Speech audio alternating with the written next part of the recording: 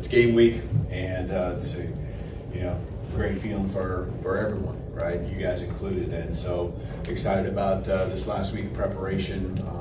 Guys, I think are in a good spot. We continue to have those things continue to be healed up here nicely last week, and so getting, like I said, time to play, see where we're at, and I think this team we got here going on the road, be a great test with Florida State. We know that from the coaching staff, head coach Coach Norvell, and two new coordinators, been a lot of film for us to pour through. We know that they've done a great job over their careers individually and now collectively. Know that we're going to face a good test here this weekend. So, a lot of work putting into that last week. We'll continue to do that. Proud of our staff, proud of our team on all the focus that they've had just on keeping the main thing, and really taking it one day at a time. And I think there comes a point now where you do have to start thinking, because we are so focused on the moment, that time now is coming, and this week should feel different. Thanks, Coach. Let's start with Nick here far right. Yeah, other than Jam, do you expect anyone else to miss this game because of an injury? I would say Jaden Roberts, still in question, just with what he's going through in the protocol and the process there. So he's progressing, so we'll kind of see here. Going with Charlie on the second row. Just kind of piggybacking off that, what have you seen from that first team offensive line, especially Gino kind of stepping in for Jaden? Yeah, and Gino was here a year ago, was battling, and we threw him out there in a couple series a game, and he would do a great job. And I've referred to him as Swiss Army knife guy, can go out there and do a lot of things, so he's really valuable to us, and really a lot of confidence, not just by me, but I know everyone out there offensively believes in him, and he's done a nice job. So really feel like he skipped a beat at all. He was in there competing for that spot in the first place, all along the way. So he loves us. There's an energy that Gino, as you get to know him, that you really appreciate. And I think he adds that to our offensive line, in his own way. Okay, to the left side here to Chase. Ryan Grubb being the only assistant coach in the booth for game days this year. I think there were only 2 last year. Can you just speak to your preference for having most of your staff on the field? Trying to think. Last year we had Sheridan up there. Anyone else? I think Kitzler. Yeah. Oh, yeah. I see what you're saying. I thought you meant just offensively. The world we're in now, where you have some really high-end quality offensive analysts, defensive analysts that you really trust, and there's a number of guys that will be up in the booth with those, that really have worked together with these coaches a long time. Grubb in particular, you got Mitch Dallin and Tyler Hughes, not just Coach Grubb, Brian Grubb working with him, but myself as well. And so a lot of trust that you just have, and I think being on the field with our players is an important piece, and as long as we're getting the information we need from up top, that's important. I think the other element that gets added to this that changed a year ago is the iPads, and we can see everything on the field.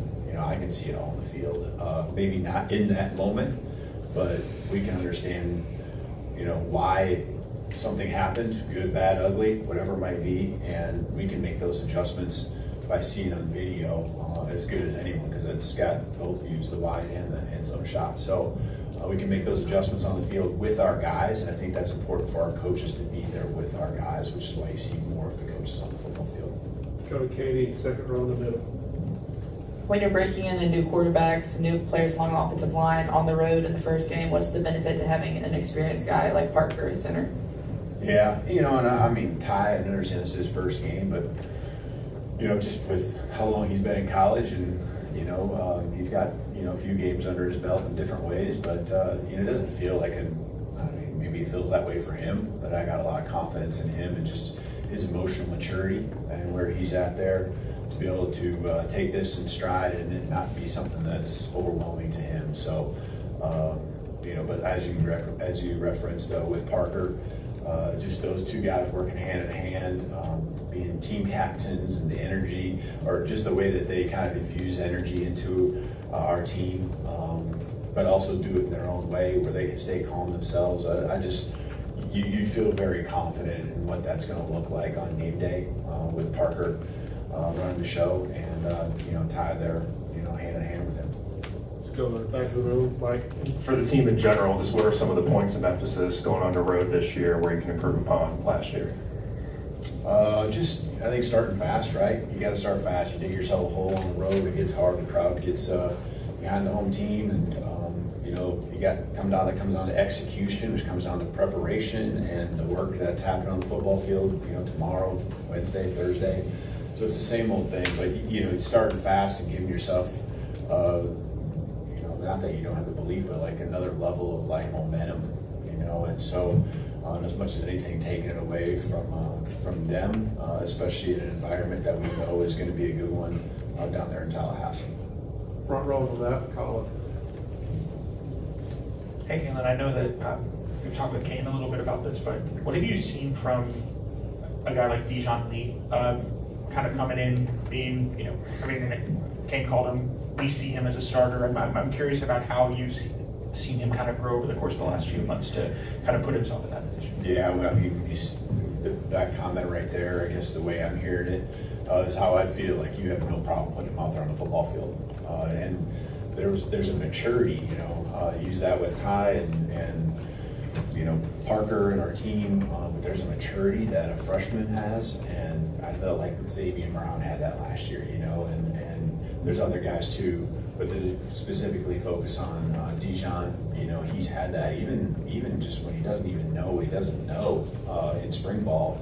There's something about his presence and just the way he is. And it's not about being as tall or anything. It's just about the confidence to go out there and play. And I know that's all part of it. You got to have the skill set, and he's just done a great job being consistent from the first day he got here, winter workouts to where we're at today, and you keep throwing more and more on his plate, and he rises to the occasion. So, you feel very comfortable putting him out there on the football field.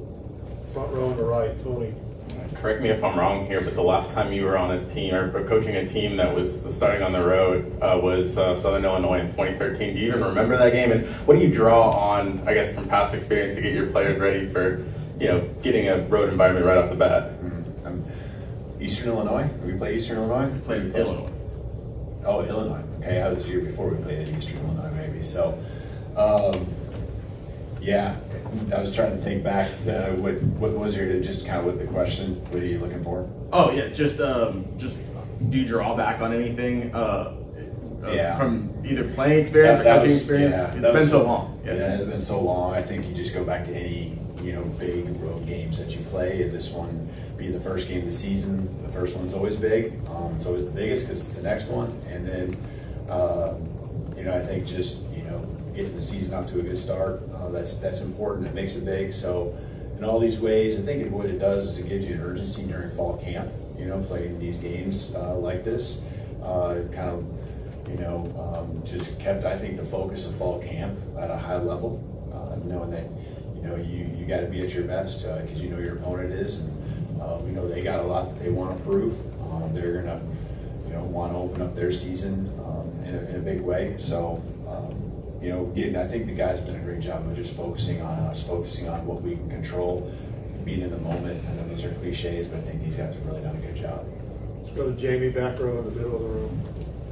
Hey, Coach, going into year 2, what changes have you noticed, whether from leadership or locker room culture, have you noticed that gives you the confidence that this team can handle the big moments this season?